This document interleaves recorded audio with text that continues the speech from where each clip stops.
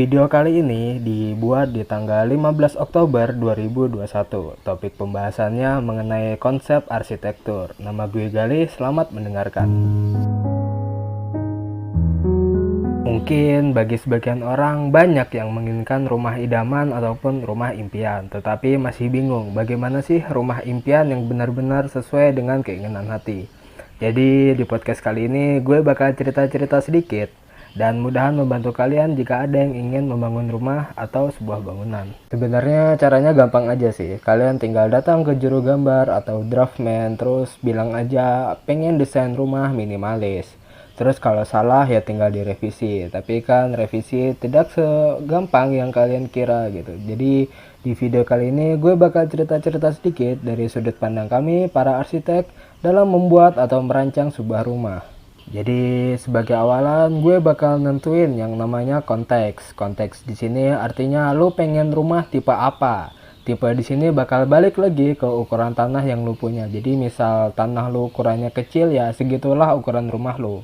Jadi kalau pengen rumah yang gede ya tanahnya perlu gede juga berarti. Setelah gue udah dapat gambaran tentang ukuran rumah lo, gue juga harus merhatiin keadaan sekitar. Kayak akses ke rumah lo, jalannya gimana, terus kayak pemandangan alam dengan rumah lo. Dan setelah gue udah dapat keadaan sekitar, gue juga harus lihat lagi iklim yang ada di situ. Mulai dari suhu, sinar matahari, arah mata angin, apakah daerahnya rawan longsor, rawan banjir, ataupun rawan bencana alam yang lain. Setelah keadaan tadi udah ditentuin, gue bakal balik lagi nih ke dalam rumah buat nentuin fungsi-fungsi ruangan yang ada di dalam rumah.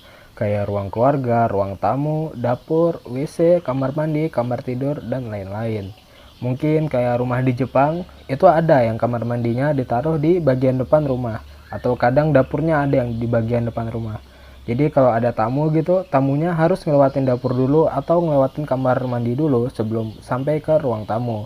Tapi di Indonesia, khususnya di Jawa, gue pernah dengar-dengar kayak kamar mandi itu nggak boleh ditaruh di depan rumah. Nggak elok katanya.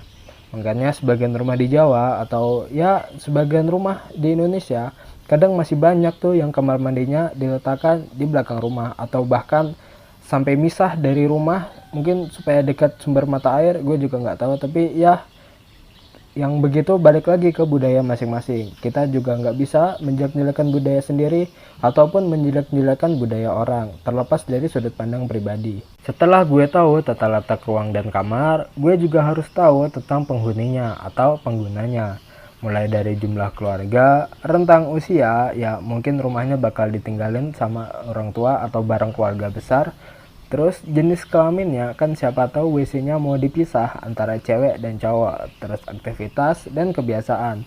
Mungkin bagi kita yang kaum rebahan gini nggak perlu pikir-pikir repot yang masalah begitu. Tapi bagi ibu-ibu rumah tangga yang aktivitasnya kebanyakan dilakukan di dalam rumah, itu juga harus gue pertimbangin lagi tentang kenyamanan mereka dalam beraktivitas. Terus kayak misal punya anak kecil yang aktif gitu, yang main di mana aja, itu juga harus dipertimbangin tentang ruang bermain anak. Nah, gue mau cerita sedikit nih di sini. Jadi waktu itu Bunda ada nunjukin rumah gitu, denah rumah ukuran 6x9 atau 6x10. Gue udah rada-rada lupa juga bagian itu. Terus Bunda bilang, "Emang ada rumah ukuran segini?" "Ya ada lah." Terus Bunda bilang lagi, "Ya masa anaknya 3 rumahnya sekecil gini?" Ya itu tadi balik lagi ke awal. Kalau anaknya banyak ya mbok beli tanah yang luas gitu. Kami para arsitek bisa aja memanfaatkan ruang. Tapi kalau masalah kayak tadi itu kan udah di luar tanggung jawab kami. Jadi kalau anaknya banyak tapi tanahnya kecil ya jangan salahkan kami karena membangun rumah yang kecil. Mungkin ada solusinya kayak membangun lantai 2 supaya lantai satunya lebih luas. Tapi nanti bakal ada lagi tuh masalah kayak takut anaknya main di tangga terus jatuh. Nah itu udah di luar tanggung jawab kami. Jadi biarpun arsitek peka terhadap perilaku anak, tapi kalau anaknya emang dari sananya begitu ya mau diapain lagi.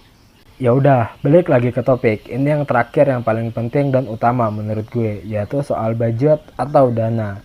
Jadi misal ada yang nanya nih, harganya berapa atau budgetnya habis berapa? Pertanyaan itu bakal gue kembalikan lagi ke klien, karena kami juga nggak bisa memaksa klien buat ngabisin dana yang gede atau besar banget demi rumah impian. Ya mungkin ada beberapa orang. Ayah saya juga gitu soalnya. Yang penting desain rumah jadi, masalah biaya bisa dicicil besok lah. Tapi bagi masyarakat kelas menengah ke bawah yang pengen banget punya rumah tapi biaya seadanya, ya kami harus mempertimbangkan lagi gitu untuk menghemat biaya. Ya mungkin dia hari ini bisa membangun rumah, tapi besok nggak bisa makan, kan masalahnya tambah bahaya lagi gitu. Jadi dana ini yang terpenting lah menurut gue. Kecuali lo Rafathar, ya bebas lah. Ya udah, mungkin segini aja dulu podcast gue kali ini. Jangan lupa subscribe, like kalau lo suka video ini, dislike aja kalau nggak suka nggak apa-apa. Mungkin gue bakal hidupin channel ini atau ngidupin second channel gue juga nggak tahu, lihat aja ke depannya. Akhir kata, jangan lupa tersenyum, jangan lupa bahagia, jangan lupa baik-baik saja.